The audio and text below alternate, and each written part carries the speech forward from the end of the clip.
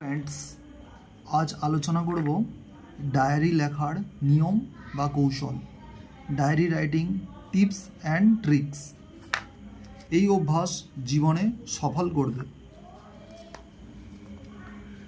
Diary লেখার tips নিজের কোনো ভালো লাগা বা খারাপ লাগা লেখা যায়, টু ডু লিস্ট বানানো যায়, সারা দিনে কি কি কাজ করব সে ব্যাপারে লেখা যায় 1 2 3 করে। মিটিং, কারো সঙ্গে কোনো মিটিং থাকলে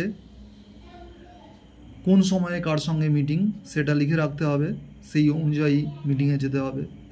আইডিয়া, বিভিন্ন ধরনের আইডিয়া আমাদের মাথায় আসে, সেগুলো ডায়েরিতে লেখা যেতে পারে। সাধারণ বিষয়, জীবনের সাধারণ বিষয় সেগুলো নিয়ে সুন্দর করে লেখা যেতে পারে। নিজের ভুল, দোষ, ত্রুটি লিখতে হবে। সমাজের মঙ্গল কামনা করে সমাজের কি করলে ভালো হয়, সমাজের সমস্যার সমাধান কি করে হয় তা লিখতে হবে। এটি খুব উচ্চ ধরনের দিনলিপি বা ডায়েরি লেখার কৌশল। নিজের সঙ্গে নিজেকে কথা বলতে হবে, নিজের দুটি সত্তা একে অপরের সঙ্গে কথা বলবে। সারাদিনের ক্রিয়াকলাপ লেখা যায়, টাইম বাই টাইম, কোনো সময়ে কি করা হয়েছে সেসব লেখা যায়।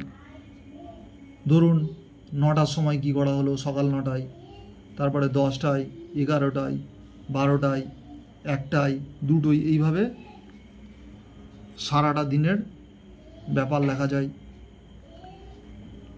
পরবর্তীকালে এগুলি থেকে অনেক কিছু জানা যায়। সময়কে কীভাবে কাজে লাগানো হয়েছে, প্রোডাক্টিভিটি উন্নত হয়, টাইম ওয়েস্টিং হয় না। ডায়েরির মাঝে মাঝে লিখতে হয় I am equal to the best, এই সমস্ত মোটিভেশনাল কথা লিখতে হবে। নিজের মনকে আরও বড় করতে হবে। জীবনের লক্ষ্য বা এম সম্পর্কে লেখা যায়, লক্ষ্য পূরণে কতটা ধাপ অতিক্রম করলাম,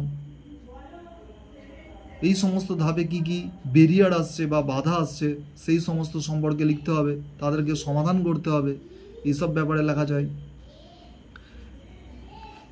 একটা সংক্ষেপে আজকের ডায়েরি এখানে দিলাম, এখানটায় ডেট দিলাম, তারপরে কিওয়ার্ড, টাইম, বিষয়, ডিয়ার ডায়েরি দিয়ে আরম্ভ করতে হবে লেখা, তারপরে বডি অফ দ্য ডায়েরি, নিচে সিগনেচার হবে।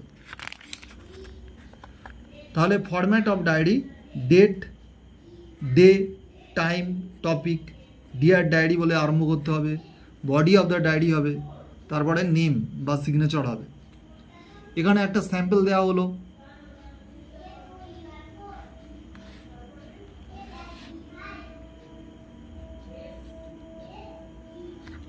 Thank you.